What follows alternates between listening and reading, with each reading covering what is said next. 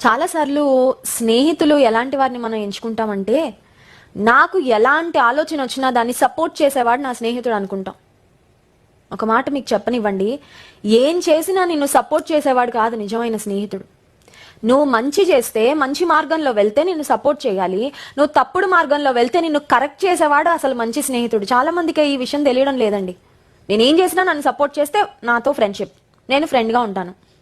నన్ను హెచ్చరించినా, నాకు బుద్ధి చెప్పినా, నన్ను గద్దించినా, ఇది తప్పు అని చెప్తే ఇంకా వాళ్ళు పడరు, ఇంకా వాళ్ళతో మాట్లాడరు, ఇంకా వాళ్ళతో మొహం చాటేస్తారు. అప్పటి వరకు ఉన్న స్నేహం అంతా ఎగిరిపోద్ది.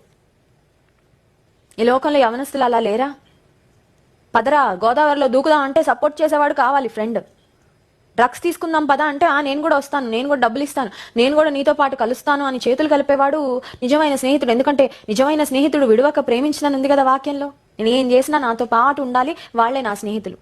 వాళ్ళు కాదండి నిజమైన స్నేహితులు. నీ మేలు కోరేవాడు నిజమైన స్నేహితుడు. కీడు నుంచి నేను తప్పించేవాడు నిజమైన స్నేహితుడు. ఈ కష్టకాలంలో నిన్ను ఆదుకునేవాడు నిజమైన స్నేహితుడు. ఒక కష్టం రాకుండా నిన్ను కాపాడేవాడు నిజమైన స్నేహితుడు. ఒక తప్పుడు మార్గంలో వెళ్ళి నీ ప్రాణానికి నువ్వు నష్టం తెచ్చుకుంటుంటే నిన్ను హెచ్చరించి మేల్కొల్పేవాడు, బుద్ధి చెప్పేవాడు నిజమైన స్నేహితుడు.